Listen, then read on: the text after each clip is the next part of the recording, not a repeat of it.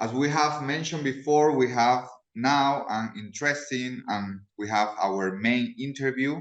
We are with Dr. Niklas Brown. He's a researcher at Linnaeus University in Sweden. Dr. Niklas, thank you so much. We are so happy to be here with you. And thank you, obviously, for your time. Gracias por la invitación.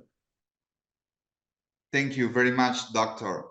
As a general comment, remember what one famous philosopher, Greek philosopher indeed, Aristotle, mentioned, that one of the main goals for human being is to achieve happiness.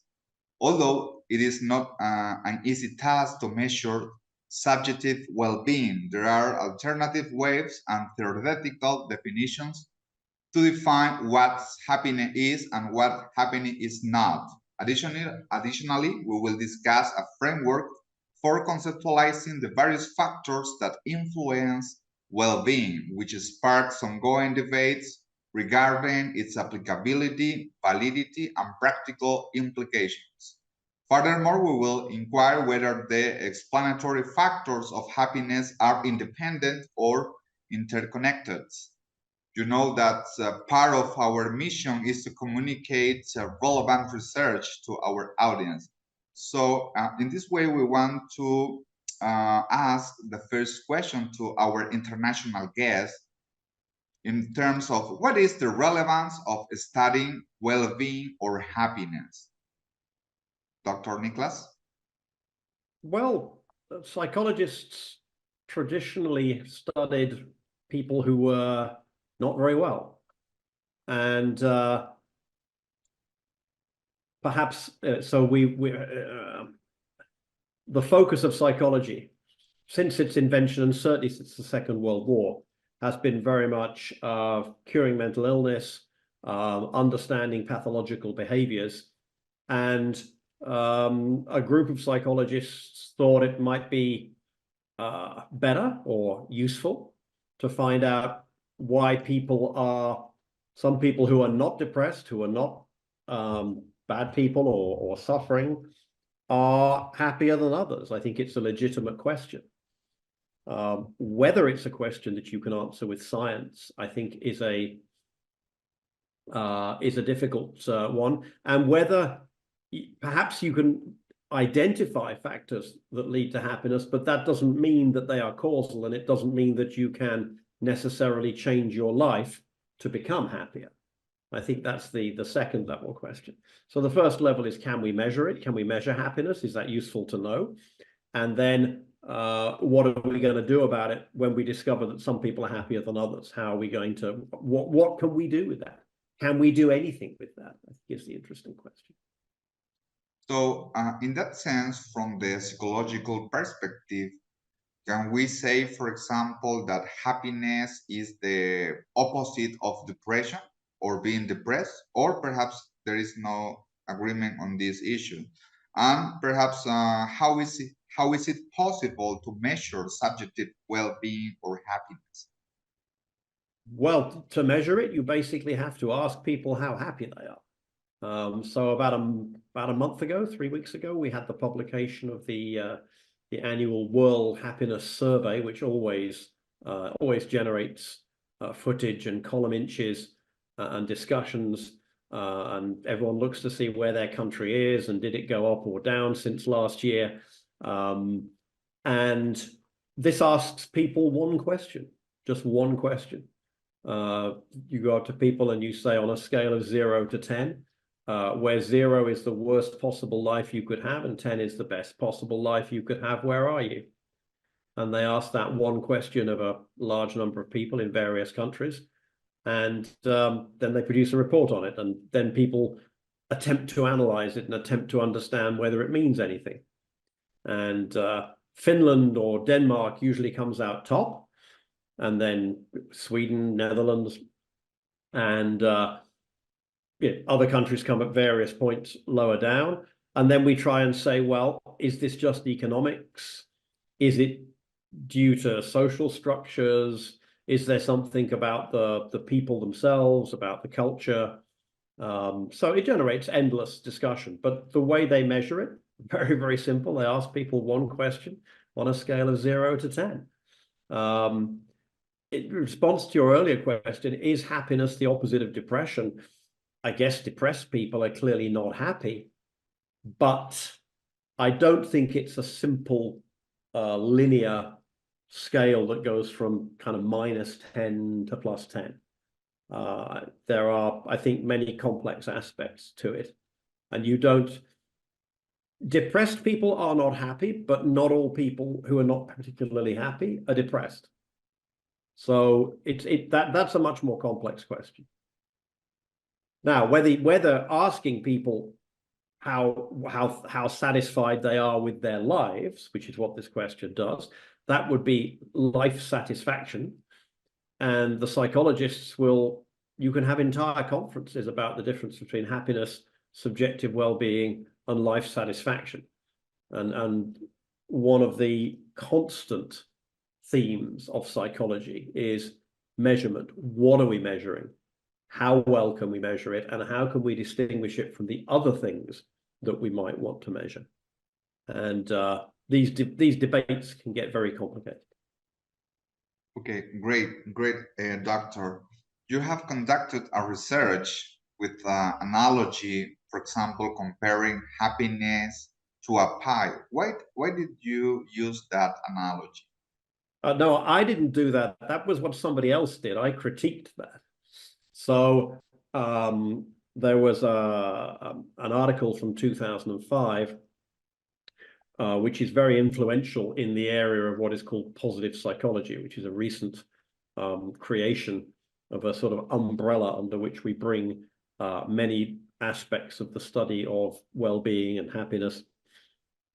And the claim in this article was that there was a substantial percentage of an individual's personal happiness that they could change themselves, because we know that a lot about how happy a person is to do with the circumstances they live in. We know that a lot of it is to do with their genetic makeup. You know people who are not very happy people, and they're the children of sometimes not very happy people. There's an inherited component. The claim of this book was that up to 40% of an individual's happiness is something that they can change themselves. And this came out in a popular book a couple of years later. And on the front cover of that book, they decided to illustrate the 40% with a picture of a pie. And there was a chunk cut out of it, which was 40%. So this became known as the happiness pie, and obviously most people like pie. So this was a kind of positive thing to have. And so in about 12, 13 years later, my co-author Julia Rohrer and I wrote a critique of this model, in which we suggested that this amount that can be of your well-being that can be controlled by an individual by changing by choosing to do various activities, for example, is probably a lot less than 40%. So in that terms, we can say that in terms of, for example, applicability, validity, or practical implication, is not true that these perhaps these measures of the pie of happiness are always true, in your opinion? I think the claims that were made in that article and in that subsequent book are rather overambitious. They did not sufficiently take into account the effect of particularly the circumstances of people's lives on their happiness.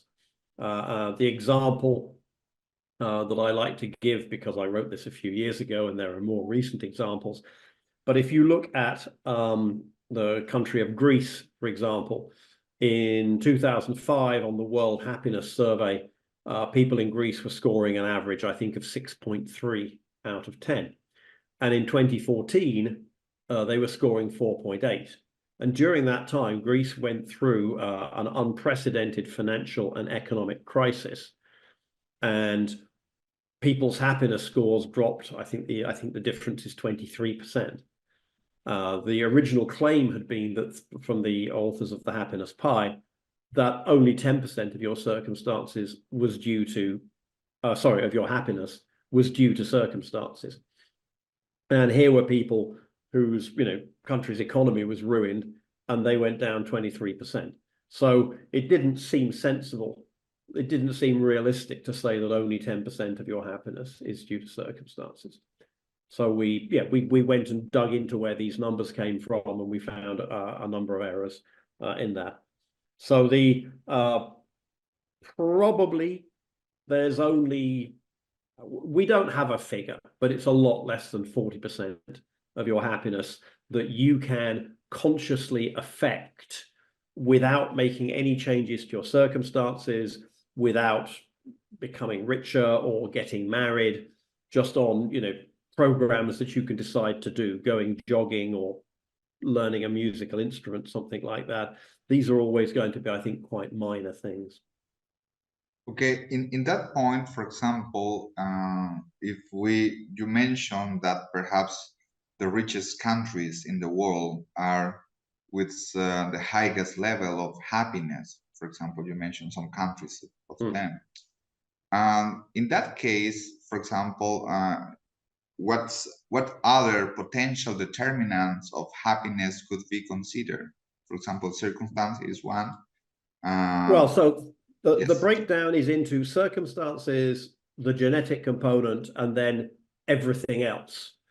And another critique I think we had of the model is, first of all, the measure of circumstances was only evaluated among Americans. So, for example, living in a democracy was not variable between these people because they all lived in the United States. Having clean drinking water was not a consideration. Whereas when you go on an international level, those are factors that have to be included under the circumstances of your life. The other naive thing about the model is it basically took 100 and then subtracted the genetic component and subtracted the circumstances. But depending on what labels you want to put on things, not everything else comes under activities that you choose to do. So there's all kinds of problems of definition that come into it. But within the things that affect you in terms of your circumstances, whether your country is at war, whether there's famine, whether you have a degree of political freedom, and clearly the 20 or 30 richest countries in the world are going to score higher on most of those things because freedom tends to go along with wealth. We know that. We know that from every study that's ever been done. There are very few rich countries where people are not free. Perhaps the petrostates of the Middle East a little bit. But apart from that, people are happier when they can express themselves freely, and being able to do that also goes along with the entrepreneurship that you need to create wealth in an economy. Thank you, Doctor. And according to your last research in terms of happiness, well-being, what are the main findings or the main discussions that you want to address in terms of these factors related with happiness? I'm not really a researcher into the specific determinants of happiness. I personally think that trying to make yourself happier is one of the best ways to make yourself less happy. I think happiness is something that emerges from living a good life for whatever other reasons that you decide to do that. And for some people, it will be the pursuit of pleasure and getting themselves a boat and going out on that boat every weekend. And for some people, it will be throwing themselves into social causes. But I think it's doing things that are congruent with your philosophy and your beliefs is you're likely to wake up one morning and realize that you're happy. Whereas trying to study happiness or to achieve happiness for its own sake, I think is probably on its own one of the worst things you can do. And there seems to be some research along these lines too, that trying to make yourself happier just not only won't work, but you'll probably get very neurotic about it. Why am I not happy? I filled in the questionnaire last week. I want to get another 2 points next week. I'd better go jogging or eat a cream cake or whatever it is. And you can't look at it in those terms. So you then get the interesting problem of how to measure these things in a way where people are sincere, and yet we're asking people questions. When you ask people a question, they don't always answer honestly, because they might want to please you, they might want to please themselves, they might like to pretend that things are a little bit better than they are. And so it's very, very, very hard. This is one of the hardest questions. This is one of the hardest questions to answer scientifically. And I don't think we currently have the means to do it. And perhaps one day we will all have a little USB port on the back of our heads, and someone will be able to plug in, like a thermometer, but a happiness meter, and see how happy you are. But for the moment, we just have to ask people. And as we know, we're all human and we can all choose how we answer. You know that perhaps for government or for public policy, it's very important to establish some policies or indicators. For example, economists, they always are interested in what is in the growth of the economy. For example, some indicators like the domestic product, the GDP. And for example, what do you think about if we have other or some indicators related to happiness? For example, measuring in what sense our country is growing, perhaps in terms of happiness. It could be possible. And perhaps one interesting question, another interesting question is, how can public policy create opportunities for happiness? Well, other than by making people better off, or making the country freer, or giving people access to better healthcare or better education, I wonder if there is anything separate that you can do to otherwise sprinkle happiness on top of that. And I really don't think so. If, as we've seen with the World Happiness Survey, the countries that come out top are the ones that are the richest and the freest. And people sometimes, when it comes out, the top 10 always get published, and people say, oh, my country isn't in the top 10, therefore we are terrible. But the United States is usually 13th or 14th. The UK is 15th or 16th. I'm afraid I don't know where Bolivia comes. But it doesn't really matter as long as you're roughly the same place you were last year. Because if you want your country to go up 10 places, you've somehow got the other countries to go down, and they're also doing what they can for their citizens. So the World Happiness Index is not a very good measure of that. In terms of the score on that, yeah, maybe 10 years ago people said 6, and now they say 6.3. That's probably the best you're going to get. That's probably the best you're going to get because the majority of how people feel about their lives is dictated by, do they have a job? Do they feel valued? Is their society safe and free? And I don't think there's very much you can do otherwise to change that. And if you look at countries that have had a minister of happiness, I'm not sure that they're always the best countries to be doing that. Several countries have had a minister of happiness, and they also have Amnesty International writing reports about them. And so it's quite possible, I think, to have this idea, oh, we'll make people happier, but we're doing it by telling them to be happy. We're doing it through propaganda. And if you just put in place the things that will make people's lives objectively better, I think they'll become happier pretty much on their own, collectively. Individually, things are a little bit different, but at the level of a government, we don't talk, the government is not interested in any particular individual.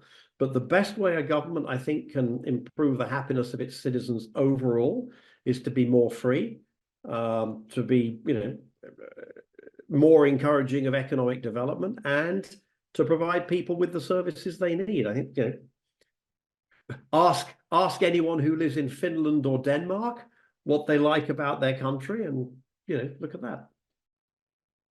Thank you, Doctor. Well, the time for this interview was really short. I had many further questions, but I want to end to finish our interview, perhaps for this research area. I don't know in your opinion, what are the agenda and future research needs regarding happiness, for example, as a pie, or perhaps if we have another potential area that we need to have more research? I personally am interested in where the relationship between happiness and GDP is not as obvious as it might seem.